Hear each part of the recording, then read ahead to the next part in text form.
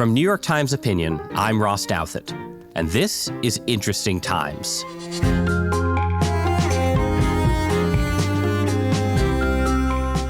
Very interesting times, in fact, because just in time for the debut of this podcast, almost as if he planned it that way, Donald Trump has taken a sledgehammer to the global economy as his tariff policy yields a stock market panic, rising economic uncertainty, and fears of a recession. And to talk through the chaotic rollout of the tariffs, where this radical policy came from, and what it might mean going forward, I'm joined by Oren Cass, who's the founder of American Compass, a populist conservative think tank that has been arguing for some time for tariffs and for a changed American relationship to globalization and free trade. So Oren Cass, welcome to Interesting Times. Thank you. It is indeed a pleasure to be living in interesting times. I hope it is. So a podcast, like everything, is a moment in time. And the moment in time in which you and I are speaking is Monday morning. The markets are open and down so far for the third day since Donald Trump announced the great liberation of America from the foreign yoke. And this podcast, therefore, may not cover events that transpire between now and Thursday morning when it's released, but we're going to try and have a fairly high-level discussion about the condition of the U.S. economy, where the tariff debate centers in, before we get into the Trump tariffs themselves, so that hopefully the conversation will still be of use, even in a future in which the audience knows more about how all of this plays out than we do. So that's the plan, and I want to start with a big picture question.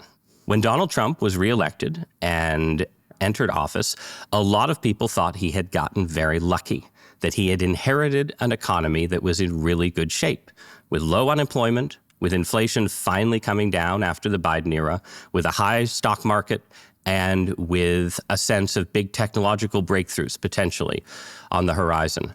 So, Oren, to begin with, what's wrong with that narrative from your perspective? What is wrong with the American economy in the year 2025 that could make anyone interested in any kind of radical or dramatic restructuring?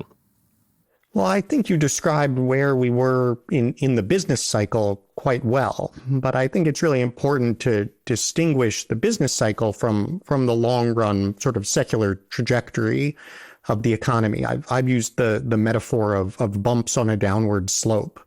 And I say, if you're sledding down the hill, you can even go over a really big bump and go soaring through the air and, scream, wee, and then you do still land even further down afterward. And I think what we've really seen in the U.S. economy for going on 50 years now is exactly that dynamic. Obviously not in terms of, overall GDP or economists' favorite measures of wealth and material living standards.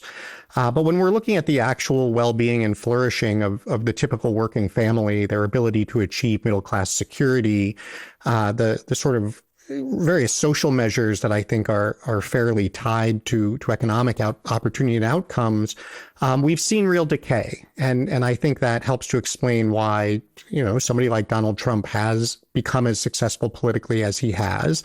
And it's a problem that has been decades in the making and is going to take a long time to turn around and recover from. But I think it would be a terrible mistake every time we're at the top of a business cycle to say, well, unemployment, is below 4%, therefore the problem is solved, where unemployment has been there, at the top of every business cycle throughout this period. And that hasn't changed the picture of the broader challenges that we have. So let's be a little more specific about those broader challenges, because as you mentioned, U.S. GDP has continued going up throughout this period.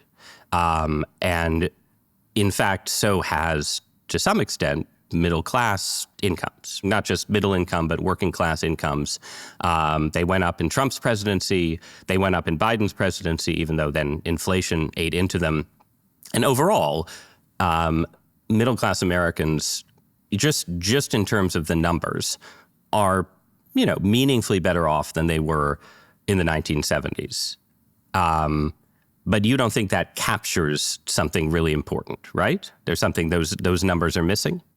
Yeah, I think there's a few things they're missing. One is when you're looking at these household income numbers, it's important to notice, for instance, the extent to which they rely upon the household having two earners, the extent to which they actually find themselves more reliant on government programs than they would have in the past. And also, I think just the factor of rising inequality, which, conservatives have traditionally poo-pooed, certainly in the last 40 years.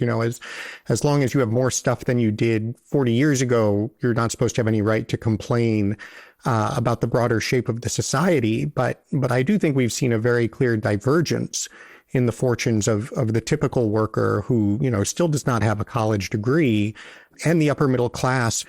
And so, one thing that we look at American Compass that frustrates economists because it's not the standard inflation measure, but that resonates with a lot of people because it speaks to the reality of their lives, is that if you actually look at the cost of attaining the sort of basics of middle class security, health insurance, housing, transportation, being able to pay to send your kids to public university, basic basket of food, it has become much harder for the typical worker to afford that, certainly on one income. And so I think what we have is a problem where, particularly for the right of center that has sold this idea that a rising tide lifts all ships, embrace our model, and we all march forward together into the brave new future. What people are seeing instead is that some people got to march ahead into the brave new future, and a lot of folks did not. I mean, and for particular groups, maybe this is somewhat narrow, but I think it's really important to look at something like young men. If you want to know how your society is doing, and even very kind of optimistic groups like at American Enterprise Institute, their research shows that young men ages 25 to 29 really are earning the same or less than they would have been 50 years ago. And so I think it's hard to kind of sell that as a successful economy or one that's likely to produce a flourishing society. Okay, so stipulating that there is a big debate about all these numbers, as you mentioned, the American Compass Index of Human Flourishing is hotly contested and much argued over. Stipulate for the sake of argument that there is some kind of stagnation here, especially for young men. What does trade have to do with it? What does trade have to do with it? I guess if you'll give me a bit of patience, that I realize to answer that I have to highlight one other element of what's gone wrong in the economy. We were talking about the sort of very broad statistics. I think something else that has gone wrong is the deindustrialization of the economy. What we have seen really going back even into the 90s after NAFTA, but certainly after welcoming China to the World Trade Organization, is a real hollowing out of the manufacturing sector. The loss of manufacturing has been a serious problem, and so trade is at the heart of that, and figuring out how to make it relatively more attractive to make things here in America is therefore becoming a really big and correct focus for policymakers. Okay, but so is the issue that we've lost manufacturing or that we've lost manufacturing jobs? Because one of the arguments that you often hear is that American manufacturing, in terms of how much stuff we produce, is still roughly where it's been for decades now. We've lost ground in comparison to China because China has become such a powerhouse, right? But the American manufacturing sector has not collapsed. What's collapsed is the number of Americans who work in jobs in that sector. Do you agree with that? I think that's approximately right descriptively, with the caveat that a flatlining in the manufacturing sector in what is otherwise a growing economy domestically, globally, is in effect a form of collapse that weakens the American ability to essentially keep up in all sorts of vital areas.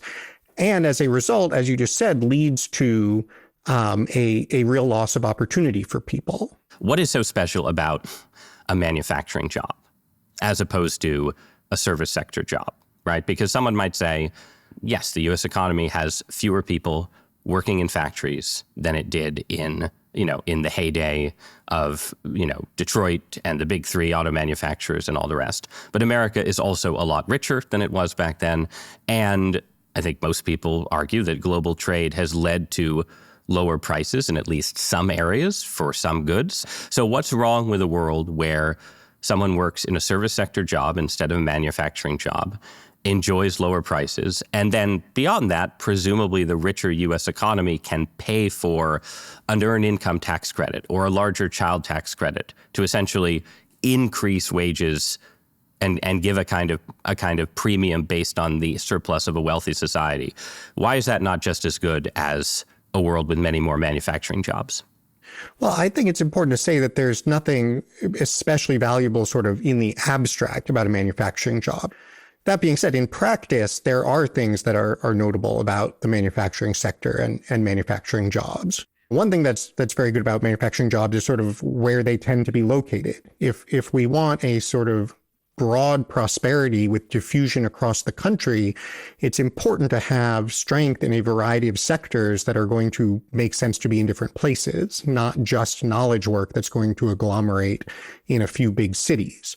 And so it happens that based on, logistics, access to natural resources, the need for a lot of space, the need in a lot of cases to not have the facilities so close to where people live, you're a lot more likely to see manufacturing in a lot of the areas that do not have finance and technology and media and so forth. And so they provide an incredibly valuable diversification in that respect. A second thing that's really nice about them is the kinds of people who tend to work in them and excel in them. So for one thing, again, I would say, there's nothing inherently important about a manufacturing job. It is nice to have a pluralism in our economy where people who prefer to be making things and doing that kind of work have good opportunities too. On top of which, it's the case that if you want to have good, highly productive jobs that pay a good wage, just empirically, what you see is that those opportunities exist, especially for people with less levels of formal education in the manufacturing sector. So while it's true that the average manufacturing job doesn't pay more than the average services job, if you zoom in on one type of worker and look at for the types of workers who are working in manufacturing jobs, typically folks, let's say, without a college degree, what are the comparable service jobs they would otherwise have? The manufacturing jobs do tend to be better. But suppose you had a resurgence of manufacturing jobs right now, right? Wouldn't they look quite different from manufacturing jobs in 1985 or even just before the China shock, right? Because yes, manufacturing jobs even now have some of the features you describe, but we have passed through an age of automation and robotics. We are entering some kind of age of AI-driven automation. And when I hear people talk about the factory jobs of the future, even people who are bullish on there being good factory jobs, it's sort of taken for granted that these are not actually the kind of jobs that, a blue collar steel worker would have had in 1977, right? The argument is, well, these are actually better jobs, they're less backbreaking, they require more skills and so on. But then if that's the case, and maybe it's not the case, aren't they not filling in the same niche in the economy, right? So when I interviewed the vice president before he became the vice president, and we talked a little bit about this issue, and he talked about the idea of, the 6 or 7 million American men who have dropped out of the workforce, who are particularly vulnerable to opioid addiction and family breakdown and all of these things, right? Are those the kind of workers who are likely to be hired in the factory of the future that is highly, highly automated? Well, I think generally speaking, the answer is yes. And one good place we have to look to understand what this sort of highly advanced manufacturing would look like is what's starting to happen with the CHIPS Act and where you see the sort of high-end chip makers locating and who they're hiring. And so if you look at, TSMC locating outside of Phoenix, Intel locating in the middle of Ohio, Micron focusing on upstate New York, obviously, those aren't sort of rural agricultural places necessarily, but they're the kinds of places that otherwise have not been the beneficiaries of a lot of the other kinds of growth we've seen in recent decades.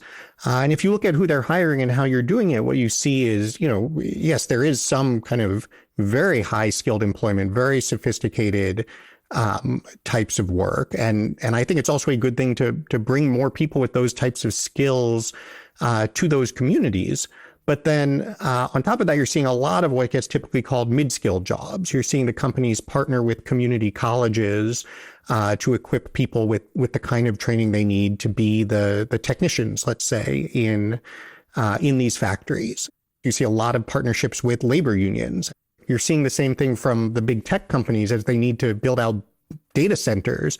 Suddenly they're very interested in electricians and figuring out how to work well with labor unions. So I think that's all to the good. I think the caveat that's fair but also unfair is to then focus on the specific example of, okay, let's talk about the person who has been so harmed by deindustrialization, people in these left behind communities who are out of the workforce entirely. Are those the particular people who are going to be able to take these jobs? In some case, the answer is probably yes. In some case, the answer is probably no. And I think we therefore have certainly a lot of other work to do to think about how to engage those folks. But what having this will do is make sure that the next generation has a lot more opportunity than this past one did. And so the fact that it doesn't necessarily, resolve every problem we have today, I think is certainly not an argument against building in this direction going forward. Right. But do you think that there is a cost to overall GDP from using tariffs, essentially, to wildly oversimplify the argument for tariffs that is implied by what you're saying is that you raise the cost of importing from factories outside the United States, so it becomes more economically viable to build factories inside the U.S. The typical economist responds, that may be true, and you do get some potentially specific benefits, although they would have doubts about how all this works, we'll get into in a minute. But they would say, but look, the overall society is going to be somewhat poorer, right? And is that a trade-off we should be willing to make? Some points or fraction of a point off GDP to have more people working in upstate New York and central Ohio? Well, so first of all, yes, I think that is a trade-off we should be willing to make. But I think when you're asking, what is the effect here, I would really separate the short run from the long run. There are absolutely short run costs associated with this sort of transition. The funny thing, of course, is that when we were talking about short run costs of globalization, economists just waved them away and said, oh, don't worry, let us tell you about our long run equilibrium model that says, someday this will be for the best. It's only when you're talking about policies that are not their ideological preference that they suddenly sort of zoom in and are focused very heavily on the immediate short run transition costs. And so I certainly acknowledge there are short run costs. But I think they're worth it not only to your point about the other things beyond GDP that we might accomplish. I think they're also worth it because they point in the direction of a much stronger and healthier economy in the long run. And so I think if we're asking sort of for the long run, looking across the next generation or two, what trajectory is the right one for the American economy, I absolutely think that we will be much better off if we make a commitment to reindustrialization rather than saying, well, according to the economic model, we should just be happy with everything being produced in China because it's more efficient there and we get cheaper stuff. But there isn't really, from the age of globalization, I concede that relative to how the U.S. economy was doing in the immediate post-war period, the age of globalization has been a disappointment.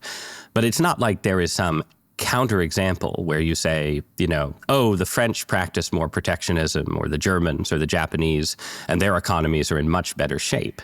Isn't the U.S. economy still in the best shape of any developed nation, of any big, rich developed nation right now? And doesn't that suggest something about the potential scenarios on the table? Well, so I certainly appreciate your point about the but-for case, and I think you're absolutely right. What I find so funny is that, when you say, hey, globalization has had a lot of costs, all of the biggest pro-globalization fans will just post a chart of GDP going up and say, well, you see, GDP went up, so obviously globalization was great. When I think it's important to sort of offer the corrective that if you actually look at performance during this era, it has been weaker, not stronger. You're absolutely right that the U.S. economy has been performing well relative to a lot of other developed economies. And I think that's a function of a few things. One is there are a lot of other things that for all of America's challenges, we still get right, whether that is in The flexibility of our economy, the way that we do embrace innovation in a lot of areas, what is generally a lighter regulatory environment, those are all great things. At the same time, and this kind of goes back to that question about the business cycle.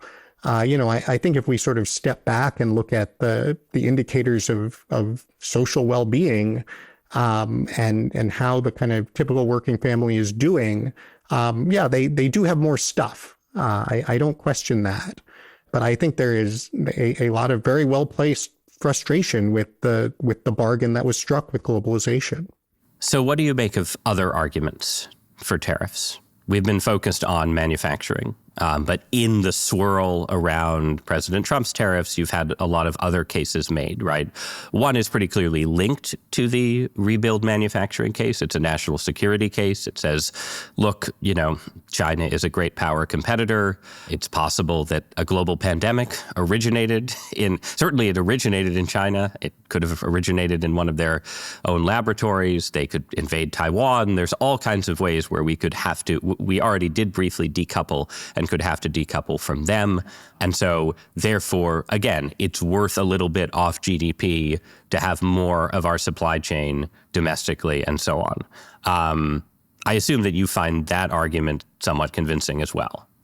I do. I would split it into two pieces, though, which I think also is helpful in understanding a lot of the policy under discussion, which is there's sort of the China out step and then the into the U.S. step. Because to the extent that what we're concerned about is kind of the overdependence on China, we can just impose tariffs on China and try to push supply chains, anywhere else. Say we're happy to get it from India or Mexico or, other countries we expect to be allied with, as long as it's not China. And I think that's actually a really important thing to do, the sort of decoupling side of things. And that's where particularly high tariffs on China are valuable. The other question is what do we actually want to have made in the United States? And that's where, as you frame the question, exactly right. Some of that is just the basic manufacturing case for all the other reasons we just discussed. But one piece I would add to it on the national security side is I think it's really important to recognize that you can't maintain a strong defense industrial base independent of a strong industrial base. We've essentially tried to do that. We've said we still need to be able to make our own aircraft carriers and submarines and fighter jets and so forth. But the other stuff, it doesn't matter because it's not, quote, national security. And what we've seen is that's not a stable equilibrium, that you can't believe that you're going to just be able to remain good at that sort of very high-end end of the supply chain stuff if you let all the basics go away.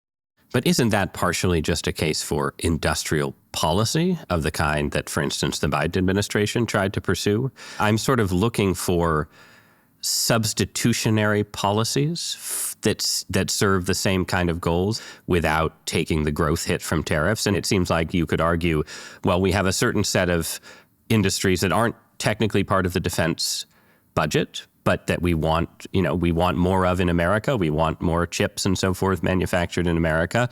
Why not just make that part of our spending program, right? And support those industries because we know the specific things that we want instead of putting up general barriers around the world that slow growth. So obviously, I'm a very strong supporter of industrial policy. I think where we identify something in particular that is absolutely critical, like advanced semiconductors, industrial policy absolutely makes sense.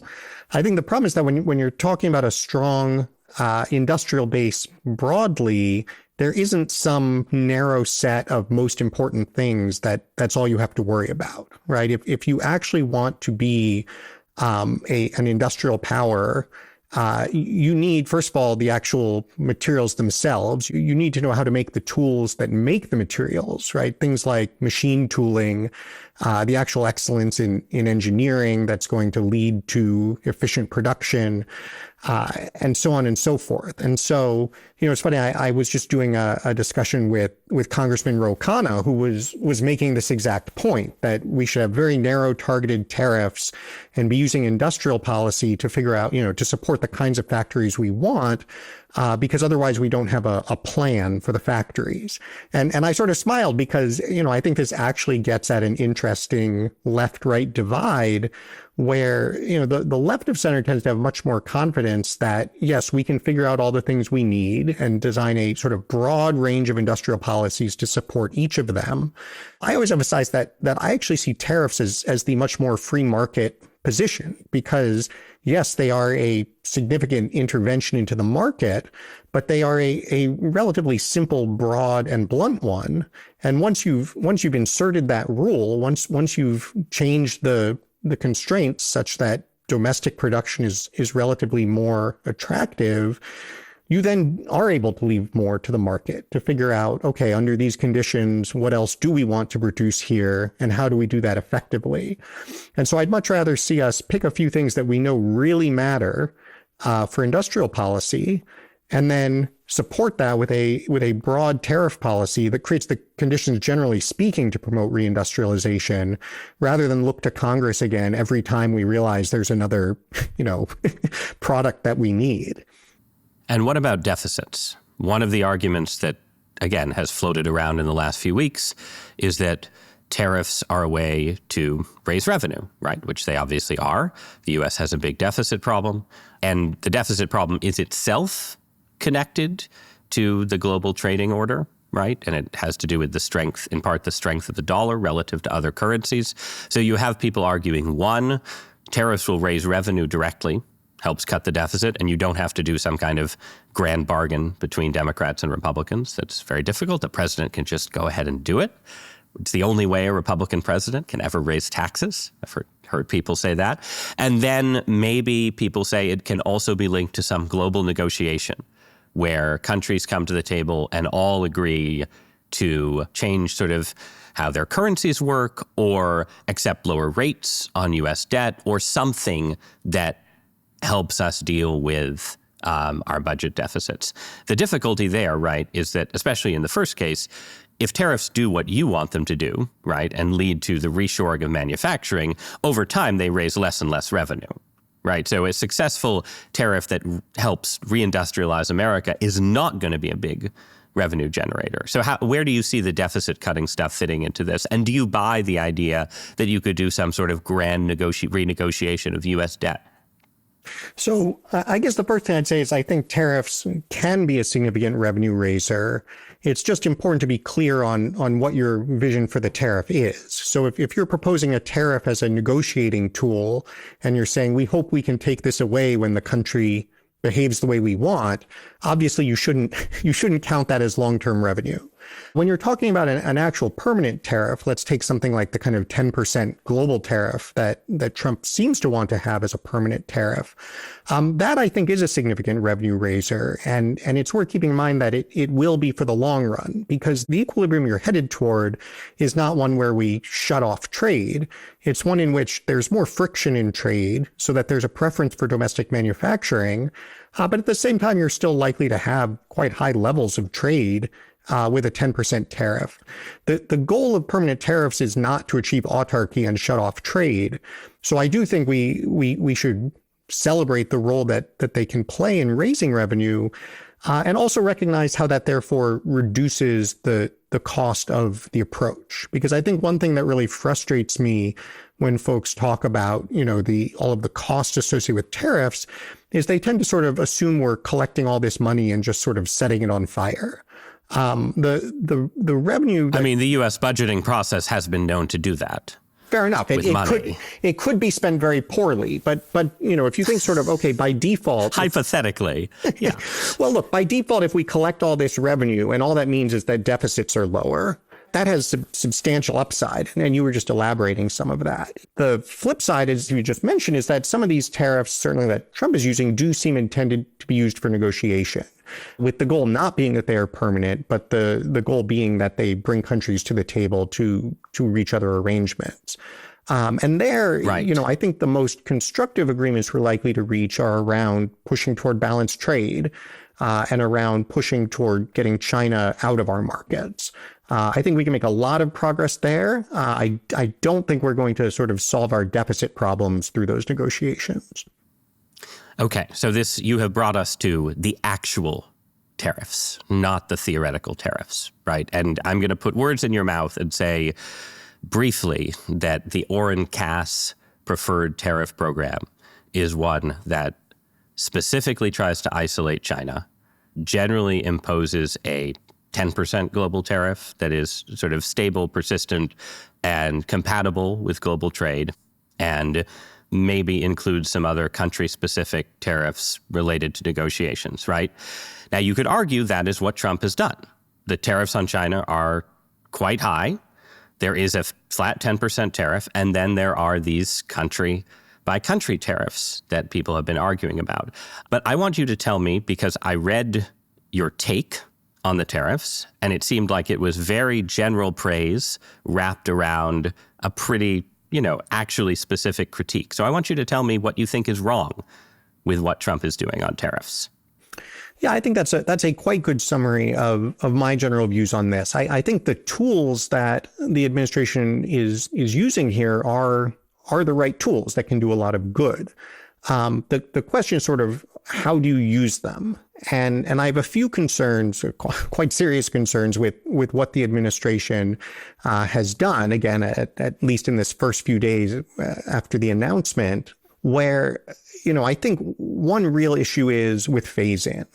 I think, it is important to be credible that you are, in fact, doing these things, but snapping them all in immediately imposes all the costs up front long before it's plausible to expect anybody to have actually adjusted. So if you think reasonably it's going to take a couple of years to actually, even if everyone starts moving today, to actually be bringing new capacity online domestically, to be moving supply chains and so on and so forth, you want everyone to firmly believe that the tariffs will be in place by then. And so they'd better start moving immediately. Yes. So I think phase-ins are very important and something that we don't have right now. The other one on the flip side is just the predictability and the certainty. I think, you need much clearer guidance on, okay, what if this is going to be permanent versus not? And a real sense of where we're going. What is the ultimate end goal that we want people planning around? My hope, the way I've articulated a goal that I think is consistent with what folks in the Trump administration have said, is we want to have a large U.S.-centered economic and security alliance. Obviously, Mexico and Canada, obviously other core allies. We want to have very low tariffs within that group. But unlike in the past, we have some conditions or some demands. We want to see balanced trade within that group so that we reshore and reindustrialize significantly in this country. And we want to see a common commitment among all these countries to decoupling from China. And I think if we communicated that clearly, we said that's where we're going toward, here's what's going to be permanent, and we're phasing in that direction, then there would be costs, absolutely. But the costs would be much lower and more manageable, and you would induce much more of what you want. You would get more of the kinds of investments that you're trying to create the incentives for. And so, look, these are all things that the Trump administration could still be moving toward, but it's really important to actually get there, I think, if we're going to achieve the kinds of things that we're talking about. And what about the country-by-country tariffs as they exist right now, right? Because the Trump administration used the rhetoric of reciprocal tariffs, which implied to most people that essentially we were saying, if you have X tariff on our goods, we will have the same tariff on your goods, and we want to mutually then negotiate down from there. In practice, instead, the Trump administration has a formula seemingly that's just designed around trade deficits, right, with other countries, where if you have a trade deficit with us, we are putting a big tariff on you. And it seems to me pretty obvious that in a global economy, we're going to have lots of countries that we have trade deficits with. Maybe we want to have trade surpluses with more countries, fair enough, and that's what we're working towards.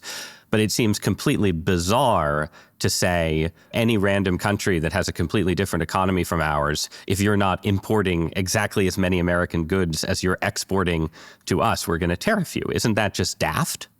Well, I think there are a couple of problems here. One is you can say it's just daft. You could just say it's daft. I don't think that the idea of these tariffs proportional to the size of deficits is daft. I think you're right that the idea of an end state where we have perfectly balanced trade with every partner is daft. That's not what we need to be pushing toward.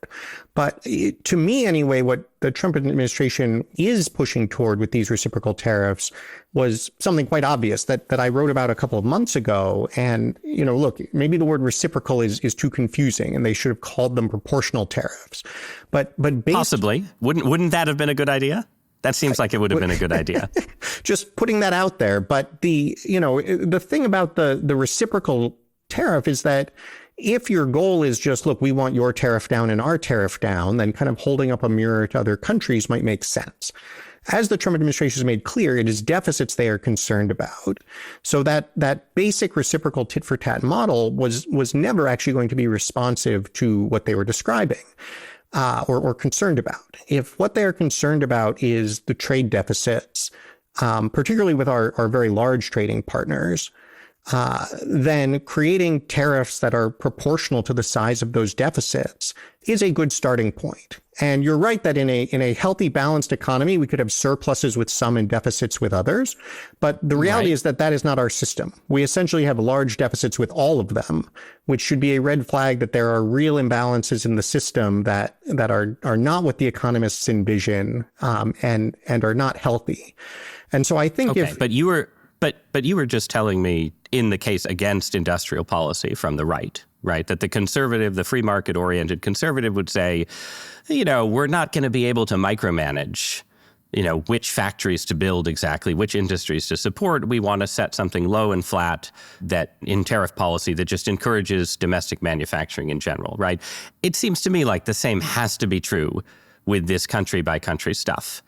The idea that we're going to be micromanaging the trade balance with, Italy, Hungary, Turkey, India, Bangladesh to figure out, how do we get them all back in balance? One, that seems unworkable. And two, and this is something that just hangs over this whole conversation, it just seems like a way to fit in with the president of the United States' particular obsession with the idea that, from his perspective, all trade deficits seem to be bad, at least in the way he talks about it, right? So everyone who's designing these policies in the White House is sort of working around a core Trumpian perception that probably is wrong, right? That his view is anytime you have a trade deficit, you're getting ripped off. And that's wrong, right?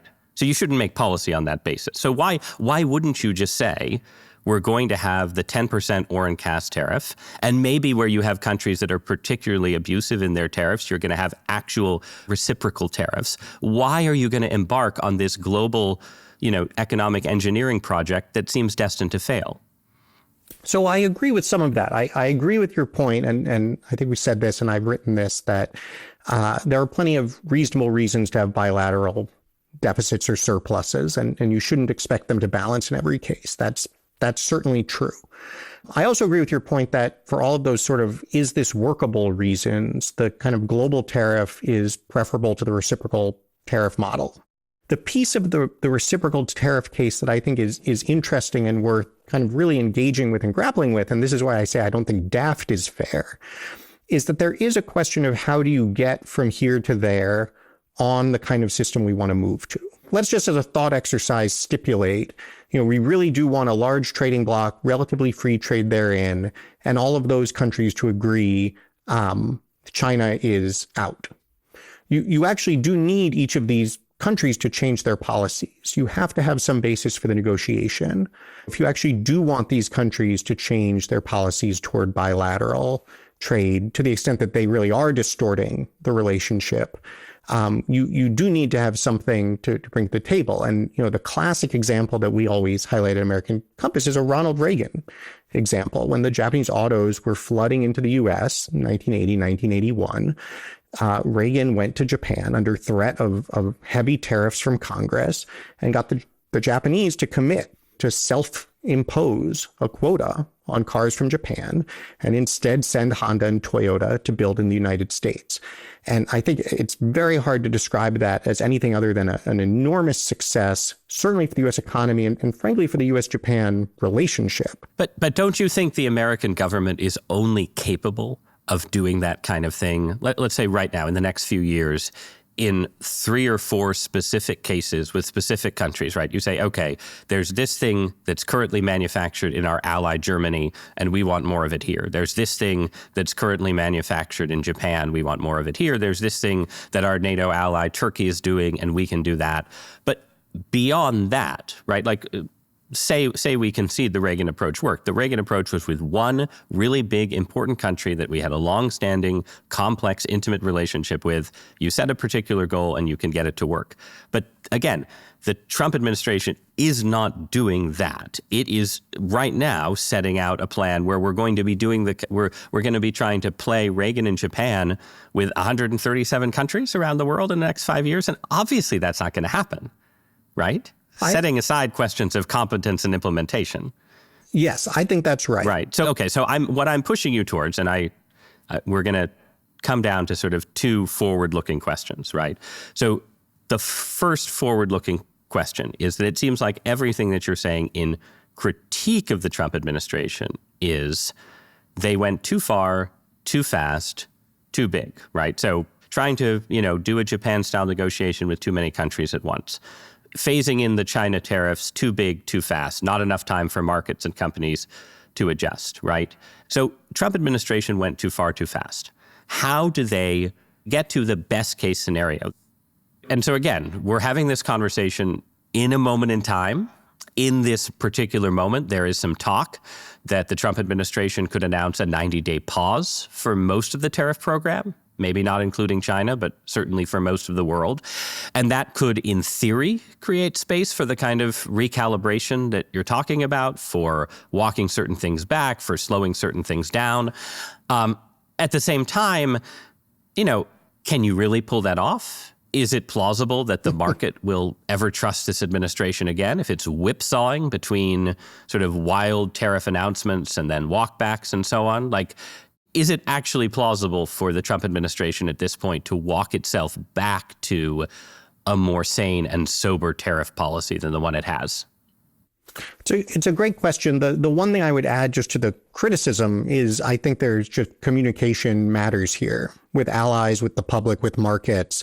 A lot of this is about everybody actually understanding where you're going. And so that's a big piece where there needs to be more going on as well. I think as you just described, yes, there's plenty of room to sort of correct course, and something like saying the 10% global tariff is permanent and immediate, and we are asking Congress to pass a bill. By the way, conservative Democrat Jarrett Golden has introduced a bill on this already. I think that would be great. I think saying, look, China is not like the other countries. This is where we are actually going with China. Get used to it. But by the way, we probably, we're essentially going 0 to 60 right away. Let's do this over 2 or 3 years. That would be great. Fully credible. And by the way, again, great legislation, co-sponsored actually now by now Secretary of State Marco Rubio to do that on China. They should do that, get Congress on board, make it permanent. And then with the reciprocal stuff, yes. First of all, I think at this point, and if they make that stuff permanent, they do have some credibility that that they mean it. This is serious. And I think there's room to say, people are coming to the table quickly. We appreciate everybody's interest in resolving this. And so let's put these on hold and let's put a deadline by which we need to see plans from people for what they're planning to do. And countries that don't get with the program, get hit with half of this in 6 months. And if they still don't get with the program, get hit with the other half of it 6 months after that.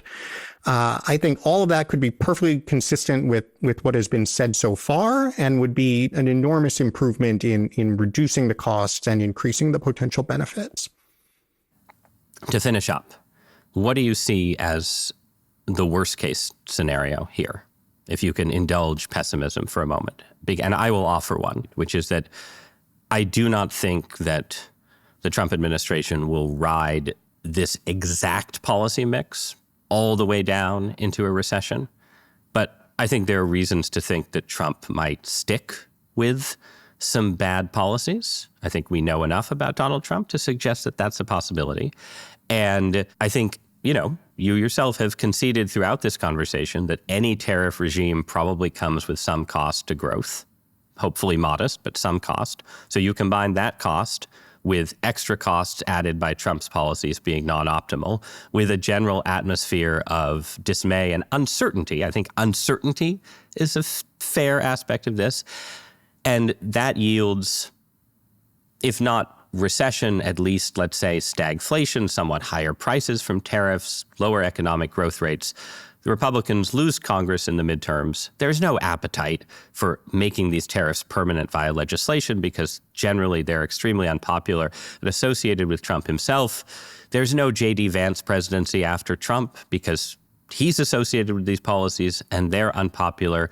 And, you know, if I may personalize it a bit, right, then the end of the story here is a Democratic president comes in, sweeps all of this away. No factories have been built because no one believed the policies were permanent. And the project of American Compass and the project of you, Oren Cass, is seen as bound up in the Trump administration completely blowing an opportunity for, you know, conservative governance for years and years. That's my worst case scenario. I wouldn't include American Compass in the worst case scenario. American Compass will do our policy work as best we can for as long as we can. I think the two elements of the worst case scenario, until the angry 401k owners appear behind your snowy windows. Exactly. I think the two very serious concerns or downsides that I'm concerned about, one is the very real costs. And I think to some extent we get tied up in the sort of abstract of, you know, the kind of the talking points or the stock market. Like the very real cost is actual harm to real people if you sort of load up costs that aren't going to produce benefit. And then the second related cost, I think, is that this sort of direction is discredited in the eyes of the American people. That as a political matter, the idea that, you know, we can do better than this sort of unfettered globalization, that there is a path back to reindustrialization, is just sort of thrown out and becomes, you know, for a long time sort of associated with high costs and low benefits. And I think that would be unfortunate for the country because at the end of the day, I do think it's something we need to do, but obviously something we need to do right. All right. I think that note of pessimism is a good place to end because I'm feeling fairly pessimistic about this policy course at the moment. So thank you so much, Oren Cass, for joining us, and we'll see how things look soon enough. All right. Thanks for having me, Ross. Thanks, Oren.